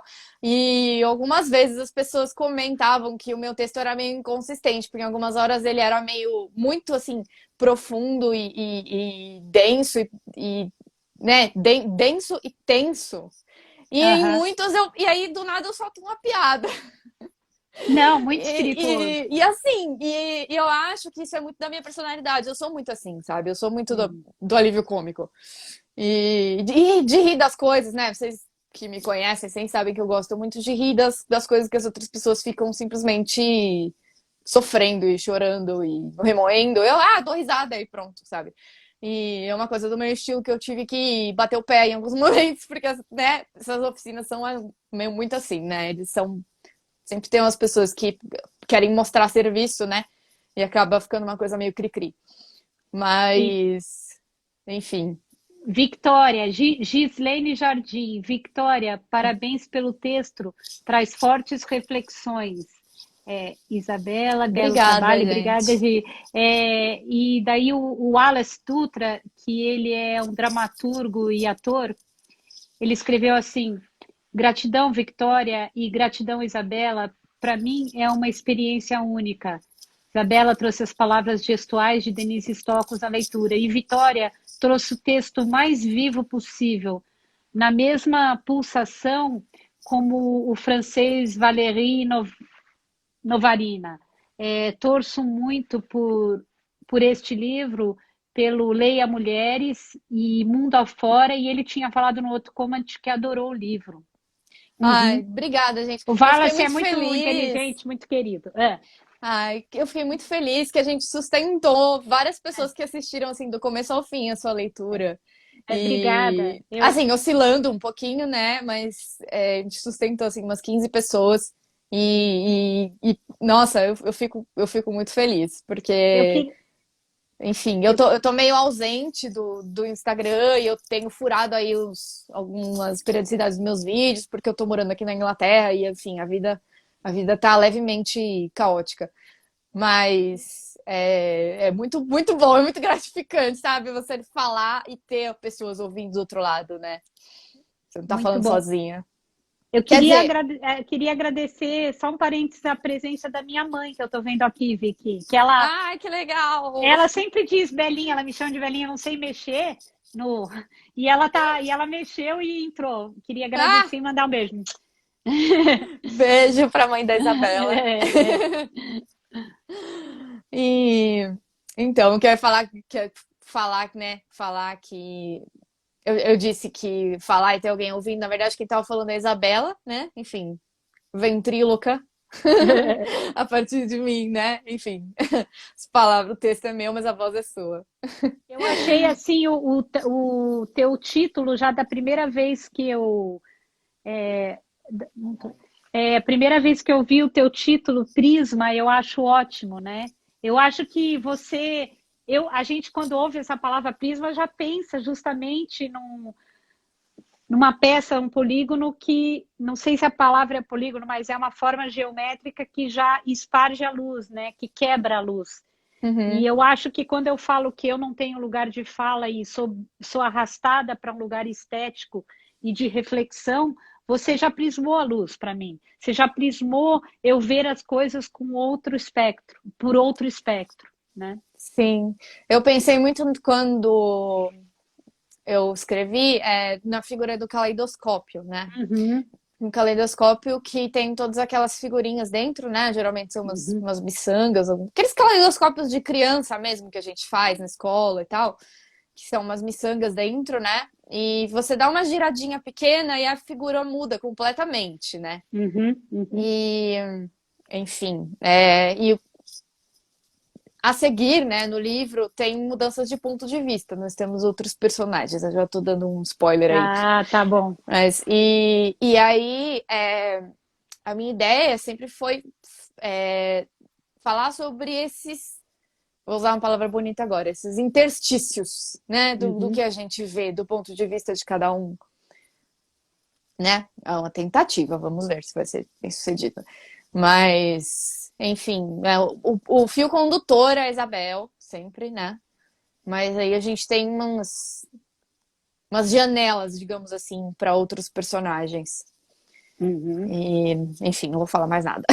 Ah, Mas, queremos todos ler. Tô ah, curiosíssima. eu quero que vocês leiam, né? Mas, Aham. enfim, é um processo aí. E agora o ano praticamente já acabou, né? Então, enfim, vai ficar pro ano que vem mesmo, mas é assim. Uma hora ou outra ele vai estar por aí.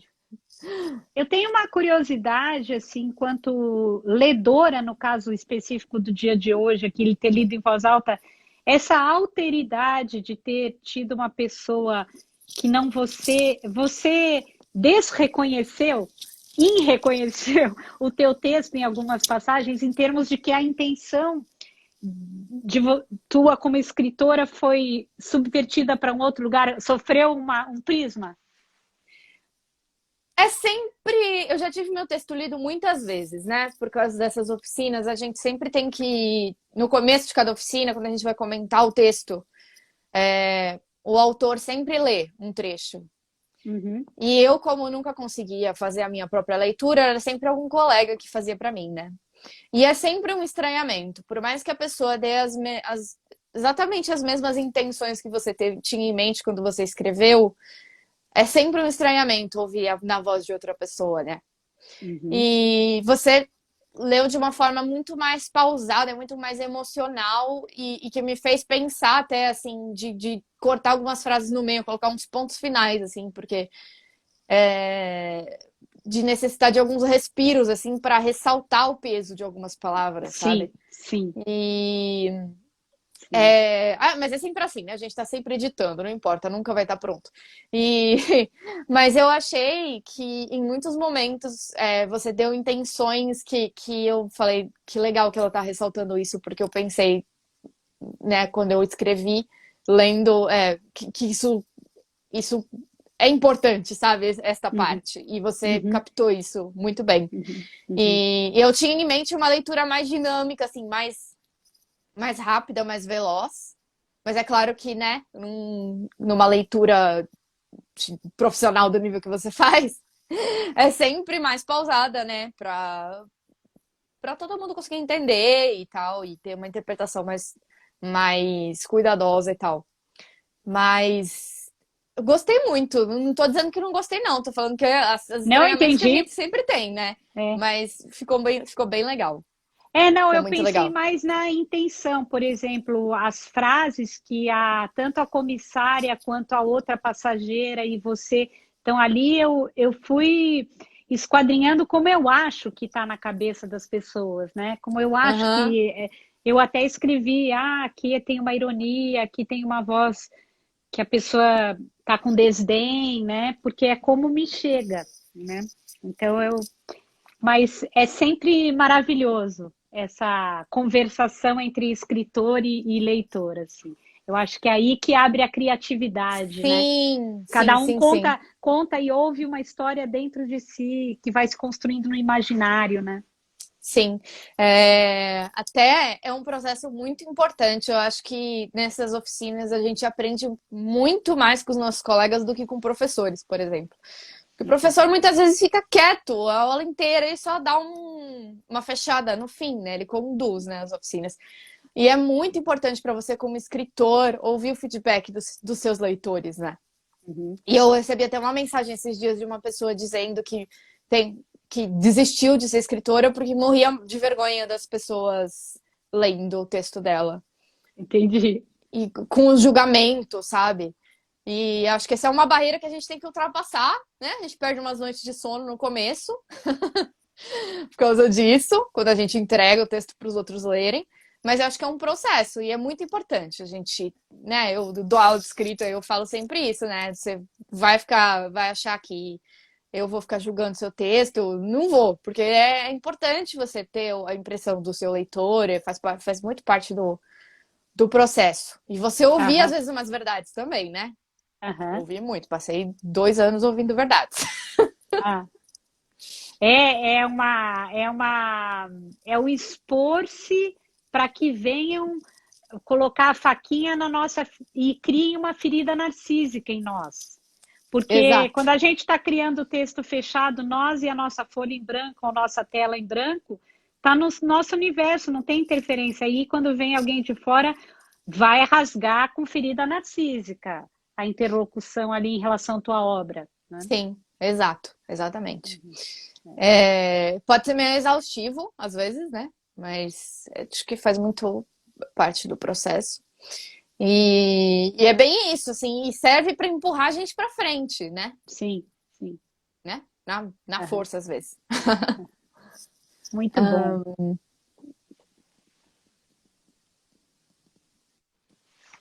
Aqui, Rapidinho. tem mais. Você não quer continuar lendo? Porque o meu leitor é bem devagar, eu vou acabar ficando Deixa eu quieta ver aqui. aqui. Deixa eu ver aqui. Acho que temos mais comentários. Pergunta aberta. Como surgiu essa descrição do date na escrita e na leitura, principalmente dos olhos? Bem legal isso. Como Ah, surgir principalmente na leitura dos olhos azuis. Gratidão mais uma. Quer que eu releia? Não, Minha não, dificuldade eu entendi, eu tá, entendi. tá, Eu tá, entendi. tá. Então, eu vou contar uma história pra vocês, pessoal, minha. Eu namorei uma pessoa por 2 anos e meio, quase 3, acho. E, e a gente, assim, se apaixonou muito rápido, assim. E, e ele tinha olhos verdes. E eu fui descobrir isso muito tempo depois. Então, respondendo sua pergunta, autobiográfico. Um pouco. Não estou dizendo que este personagem é o meu ex-namorado. Não estou dizendo isso. São bem diferentes, inclusive. Mas a gente acaba colocando experiências que botam a gente para pensar, né? E eu não sou completamente cega. Eu tenho alguma visão. Então eu consigo, chegando perto, eu consigo ver os olhos verdes. E essa é uma outra diferença que eu coloquei de Isabel em relação a mim, né? Ela tem bem menos visão que eu. E isso surgiu, assim, no início, como uma. Lá atrás, quando eu era novinha, como uma simplificação, porque eu achava que era mais fácil das pessoas entenderem uma pessoa completamente cega do que uma pessoa com baixa visão. E aí acabou ficando e acabou sendo um exercício para mim também, né? De reduzir ainda mais, né, a minha visão e reproduzir essa experiência, né? Como é que isso seria? Imaginar como é que isso seria. E a ideia do Ricardo em si, enfim, ele é um personagem que representa muitas coisas que não dá para eu dizer aqui sem dar spoilers, mas é uma personagem que, enfim, ele, não sei se o pessoal que tá aqui se lembra, né? Que ele estuda literatura modernista, né? E ele é um escritor, ele é o letrista, né? Ali da história. E aí, e muita gente, tem muita a coisa do poeta que abraça, né, a cegueira em relação ao mundo. Estou falando de uma cegueira metafórica. E de não ter insights, de simplesmente reproduzir o que ele vê, sabe? Existe toda uma linha de escrita, né, que preza por isso, né? De não interpretar, de fazer as perguntas certas, não responder as perguntas, né? E, enfim, eu acho que é o personagem, no fim das contas, é o personagem que é mais parecido comigo.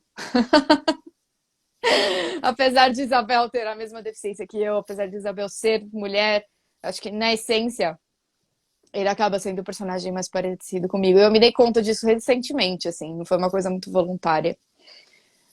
E, enfim. Eu gosto de citar, e quem me conhece já me viu citando tantas vezes que eu sou repetitiva, igual no restaurante pedir sempre a mesma comida, viu? Você é canceriana, você também é assim? Rotina, Gente, a gente tradições. pede a mesma coisa, mas eu vou repetir a mesma coisa, né? Um dia eu fui ler um livro aqui em Curitiba de um autor curitibano, e aí quando eu abri ele tinha posto a seguinte epígrafe, acho que até já falei com você no nosso primeiro dia de conversa, que esse livro não é sobre mim, mas é a partir de mim, Exato, exato. né?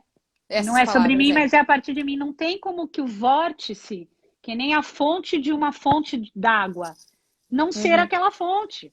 Ela pode sim, não estar reproduzindo todo a origem mineral daquela água, toda a bioquímica exata, mas a fonte a partir do qual o vórtice vai jorrar é o a partir de, não é sobre, mas é a partir de. Então, sim. quando você assina lá, né, na tua bio, que leia mulheres, você criva uma menina, uma jovem e uma mulher, ainda que não seja uma história ipsis literis do que você viveu, não tem como não rastelar as mulheres e não Não, ser a partir de um lugar, de um lugar. E você coloca isso assim de uma forma irônica e sarcástica, mas, como diz a Clarice, soco no estômago, quando você fala que o lugar mais sedutor de uma cena de apresentação de música em bar, restaurante, show, é o lugar do cantor. O lugar da cantora é o sedução por excelência, está ali no palco.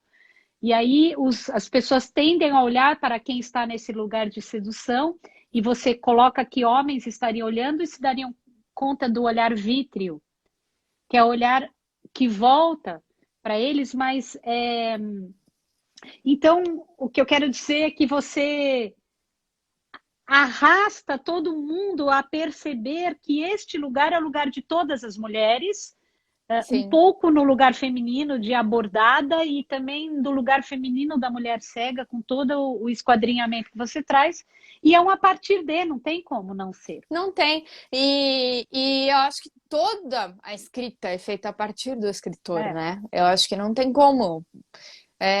Você sempre coloca alguma coisa de você, né? aham, Da forma mais cifrada que seja, sempre há algo de você, né? O mais inconsciente, muitas vezes, né? aham, E por que que eu tô escrevendo isso? Esse meu ex-namorado, ele era psicanalista. E ele, uma vez eu fiquei muito brava, porque eu escrevi uma história que eu tinha matado a mãe da minha personagem. E aí ele falou que eu queria matar minha mãe. Que eu ah, queria, tipo, me libertar da minha mãe. E hoje em dia eu vejo quanto isso era pouco verdade, sabe? Tinha um fundo ah, de verdade. ah. Enfim. E é isso. Enfim. Ah. Temos mais? Deixa eu ver o Deixa eu tempo, ver peraí. aqui. O Wallace falou aqui sobre o teu livro Um Clarão nas Trevas. Wait Until Dark. Não sei se é o nome de uma música. Hum. Quem que comentou? O Wallace Dutra, aquele dramaturgo Ah, ator. tá. Deixa eu ver se tem mais algum. Tem uns pedindo para cantar, a gente junta, eu e você. Eu sem Ah, você. ai, que delícia. Olha aqui que a Vendo Além escreveu, a Letícia. Acho que esse livro vai ser um acontecimento no mundo literário representando com qualidade uma mulher com deficiência visual. Ai, É. obrigada. Aí o Edgar, eu já li e não conto nada, nem que me subornem. Nossa, mas o Edgar sabe os segredos escabrosos aí, sabe, os esqueletos no armário aí. Aí o Edgar fala, ouvir nosso texto com outra voz, lendo é estranho familiar, uma delícia. Sim, sim, exato. É uma delícia. E é muito importante no nosso processo, né? É muito Aham. importante. E a gente que não enxerga, principalmente, porque a gente fica ouvindo o texto com o diabo do leitor de tela, né? E é uma leitura muito robótica, muito. Né? As pessoas falam assim, ah, porque você faz tudo pela via áudio. É, sim, porque você está sempre ouvindo os textos. Sim, mas não é uma voz humana, né? Então, não tem as entonações, as intenções e as impressões que o texto causa, né? Na pessoa, que sempre acabam se reproduzindo na voz. E eu acho que aí você toca uma questão visceral minha com o meu trabalho. Eu faço uma opção muito clara, categórica, proeminente, um label meu como leitora, de não fazer a leitura branca. É, Porque é. para a leitura É branca, impossível. robotizada, mecanizada, já existe todas as possibilidades tecnológicas. Então, eu sou uma. Eu brinquei numa outra live que eu participei que eu sou uma corruptora, eu corrompo o texto, porque todo mundo que for ler um texto que a Isabela está lendo não vai nunca mais ler uma possibilidade de imaginar o personagem ou a cena ou a intenção sozinha, porque Não. eu vou dramatizar porque eu quero oferecer como um intérprete uma Maria Bethânia, uma Maria Gadu, uma Gal, qualquer outra cantora, não me comparando a elas no sentido do canto, mas que pegando a mesma autoria da mesma música do Vinícius, que seja, vão cantar com uma interpretação muito com o DNA delas, fazendo química com elas. Então, Sim, eu faço questão de apresentar para o meu leitor uma possibilidade estética, ainda que seja corrompedora da função branca que um texto poderia ter de potencializar o leitor, ele imaginar absolutamente só o que ele quiser. Eu vou interferir, eu vou atravessar, eu vou fazer a voz do esquilo para ficar escatológico. Se tiver uma puta lá fazendo, como num outro texto que eu leio, sexo por telefone, vai ter que ser aquele sexo. Não dá para deixar o cara imaginar. A Isabela vai chutar a porta, porque a minha proposição é ter uma experiência diferente. E você falou ali no meio da live que por que só ver o mundo pelos olhos? Por que colocar como proeminente a experiência do mundo pela visão? Então, a experiência do mundo pela audição, ler pelos ouvidos, né? Abrindo mão, eu faço isso muito. Eu fecho os olhos e fico lendo com os ouvidos. É sim. de uma potência, é de uma criatividade, é de uma visitação à literatura tão diferente, que então deixa que as leituras robóticas façam a sua função, a gente vai Sim, desfazer, né? sim. É quase uma leitura com os olhos, né, pra gente, porque a gente, essa Aham. voz já tá o dia inteiro conosco, né? E é quase uma leitura com os olhos mesmo, o substituto, apesar de ser pelo som, né? E não é uma leitura humana, de jeito Não. nenhum. E tem Aham. muitos escritores que pedem para, mesmo os que enxergam, pedem para outras pessoas lerem para eles editarem. Aham. É, A é. pessoa tá lendo e ele tá ali no outro documento mexendo, alterando e tal. E é muito legal esse exercício, assim, de pedir para outros lerem seu texto. Eu Olha, só para adoro. fazer um adendo aqui sobre. Hum. Você tinha falado do filme da Audrey Hepburn.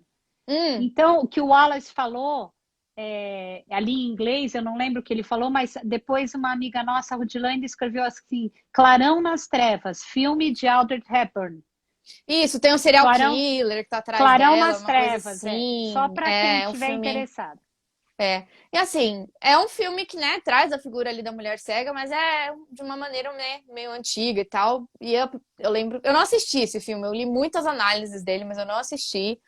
E falava muito isso, que a principal preocupação dela era com não se ver no espelho, sabe? Uhum. E, poxa, existe tantas coisas para se admirar na aparência, no físico de uma pessoa que não são o que você vê no espelho, né? Que, que você pode tocar, você pode ouvir a voz, você pode sentir o cheiro, você pode sentir a energia da pessoa, né? Você falou Enfim. muito bem no momento em que a Isabel encontra o Ricardo e ela tem uma experiência ladeada pela energia e pelo tamanhão dele. E ela fala da voz dele, que ela tem um pouco de áspero, que não é bem uma nicotina forte, né?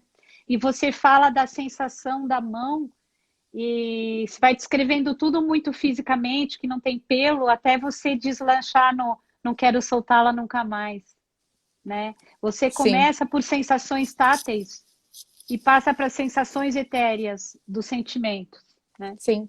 E é assim que tudo começa para muita gente que não Uhum, enxerga, né? O Edgar tá uhum, aqui ainda, mas ele adora essas coisas. é. E assim, é assim que começa, por outras impressões que captam a nossa atenção, né? Uhum, Não enfim, uma aparência física, um rosto bonito, enfim, um corpo bonito que você vê e você fala, uhum, mas, né? São outras coisas, é todo uhum. um vocabulário diferente aí. Vicky, qual é o filme infantil desses tipo Disney, tipo que a gente ouve todos e vê na nossa infância, juventude, que você mais gostou? Bela e a Fera. Ah, eu tinha pensado, né? Porque eu pensei no Gaston, Minha porque cara, você tá, né? não, porque o Gaston ele era o protótipo do desejável, tanto lá na cidade quanto em todas as descrições físicas dele, mas, Sim. né? You Não, mas must assim, control your temper. A Bela e a Fera foi lançado no ano que eu nasci. E eu fui ver, eu acho que no cinema, muito pequenininha, assim, minha mãe me levou. E eu tinha a fita da, da, da, Beauty and the Beast. esqueci o nome do filme, da Bela e a Fera. E É. eu amava, assim, de pequena, mexia comigo de criança, sabe, assim. E mexe comigo até hoje, não posso assistir que eu choro. Ah, é demais. Enfim, mas Be my guest, be my guest. exato, eu ficava dançando essa música, sabe? Enfim, teve uma vez que eu tava doente, acho que eu tava doente, e a minha mãe me botou pra assistir, e eu só parava de chorar quando eu tocava essa música. E acabava, eu começava a chorar de novo, eu tinha que pôr de novo. Essa mesma, be my guest.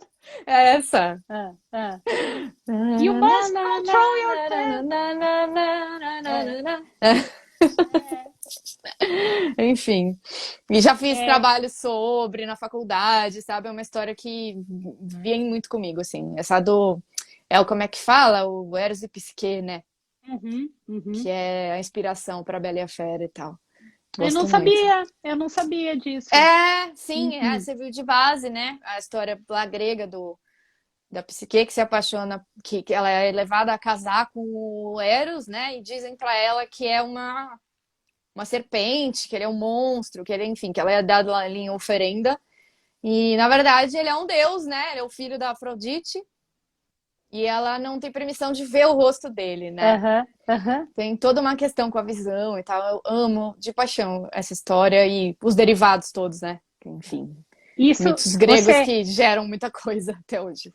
você acabou, a Disney acabou de atiçar alguém chamado Edgar Jacques, conhece? Pois é, Ó, ele começou, agora ele começou, ó. Ele falou ele tá lá assim, cantando, tenho ele certeza. começou, alguém falou em Disney? Ponto de interrogação, exclamação. Outro dia ele cantando música do Hércules nos stories. Ai, que fofo esse Edgar. E ele escreveu também aqui, ó. Isabel se apaixonou pelas mãos de Ricardo. Eu sou sempre fascinado por mãos, verdadeiro fetiche. Nossa, então tá bom, Tem, né? tem uma pergunta aqui, Beleza. tem uma pergunta aqui que, pelo que eu entendi, é uma pergunta, não sei. É, como é confiar nas pessoas? Difícil. Ah, tá. É uma pergunta. Então, se tem um ponto de interrogação no fim, a resposta é difícil. Não, é que a frase ficou pela metade, mas é isso. Como é confiar nas pessoas, eu acho. Deve ser Eu acho. pessoas.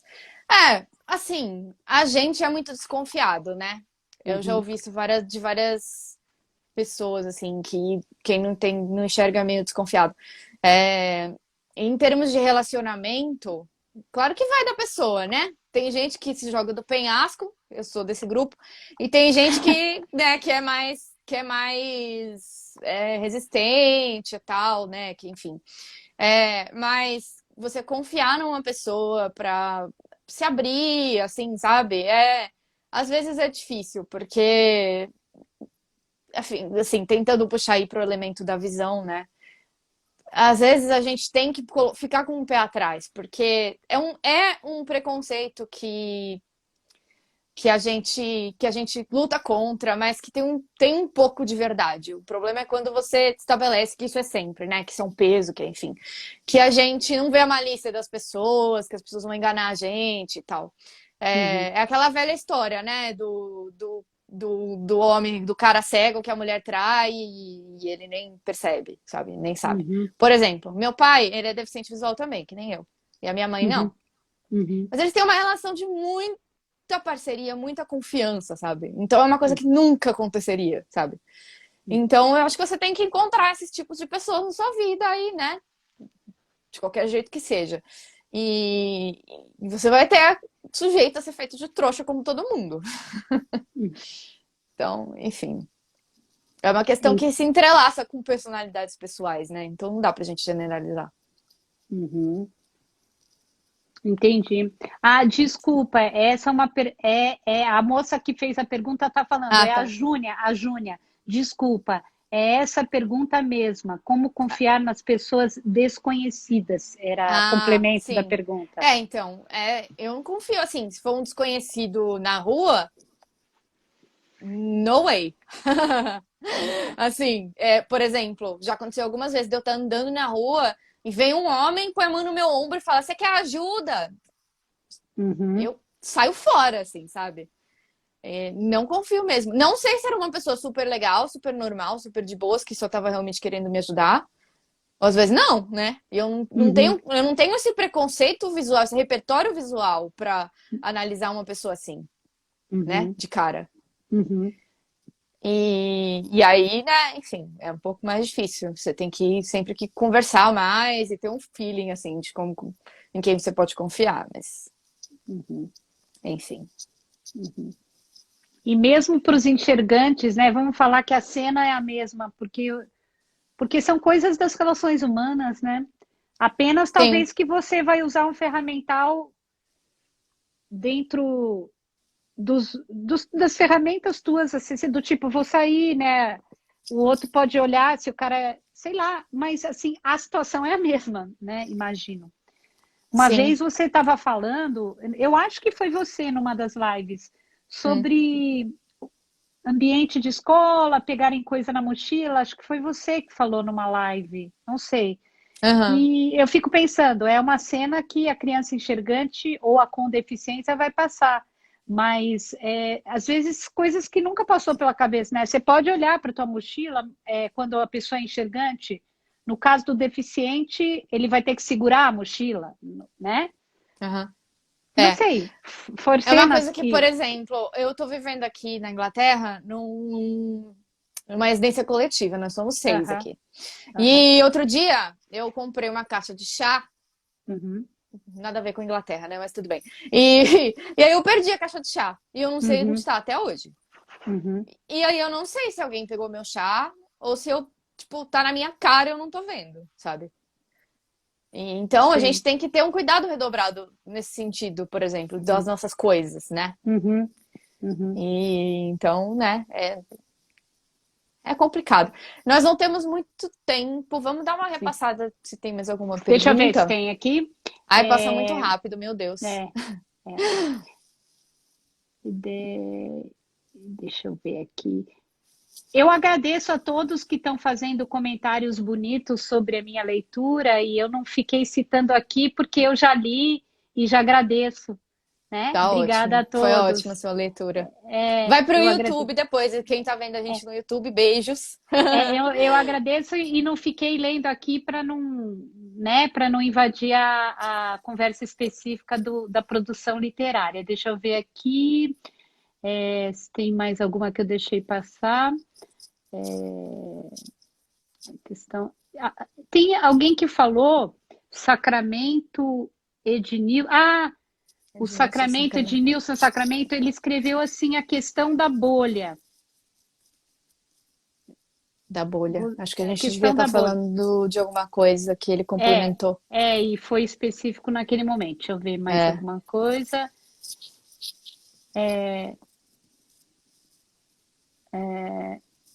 O Geilson escreveu sobre a cena do banheiro.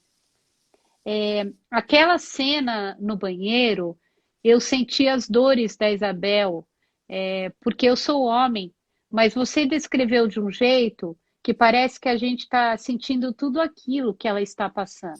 Olha só que Que legal. bom! Nossa, que elogio rasgado Aí, para um escritor, né? super! E o Ednilson Sacramento, ele escreveu aqui, estamos com um futuro roteiro de cinema. Uau! Uau! Ele é um querido, né? Deixa eu ver. Eu vi uma outra pessoa na outra live, eu acho que foi a Letícia do Vendo Além. Eu acho que, não sei, não tenho certeza.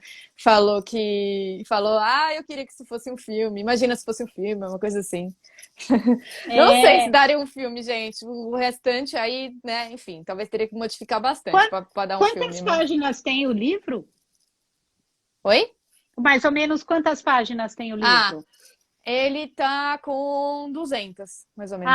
Sim, tamanho ótimo. Tamanho ótimo. Pra mim, é fininho. Eu leio isso aí numa sentada, no final de semana. Você, assim. ela é uma leitora. Se o Edgar é maratonista, ela a gente tá pau a pau. Ela tá pau a pau, Juvenal. O Edgar leu o livro, o Prismas, em um dia e meio. Não, Edgar é absurdo. Não, isso porque a música que o Arnaldo Antunes fez foi para Edgar, né? Tudo ao mesmo tempo agora. O Arnaldo Antunes. Edgar quase não tinha nem nascido, mas já estava recebendo canção para ele. Porque o Edgar é tudo ao mesmo tempo agora. Mas é assim. É o leitor, né? O leitor de tela acelera muito a nossa leitura. Sim. Enfim. Mas obrigada, viu, queridona? Foi super bom. Foi incrível, foi muito bom. Foi um ótimo encerramento para minha semana aqui, um ótimo início para minha semana. Espero que você tenha curtido a experiência. Adorei. Eu agradeço demais todo mundo que está aqui. Acho que foi lá que teve mais comentários, mais perguntas, mais interação. Foi ótimo. Muito Foi uma obrigada, experiência deliciosa e me sinto muito honrada. E perdoa se ao me manifestar eu falei alguma coisa desajeitada. Não falou, não, imagina. Obrigada. Tchau, Isa. Bom fim de domingo. Eu sugiro que a galera toda, meus amigos que não conheciam a Vitória, deem uma olhada nos posts dela sobre literatura, que são uau. Obrigada. Quem tá aqui do meu lado também, sigam a Isa, que ela sempre tem muitos projetos aí rolando. Você tem o Drops de Leitura, que ainda tá, né, desenvolvendo e tal, mas sempre tem coisa legal. Sigam lá o perfil dela também. Eu comecei a ler ontem um livro que você deve ter lido com 2 anos e meio de idade, mas talvez, que é A Ilha Perdida, da Maria José Dupré. A Ilha Perdida?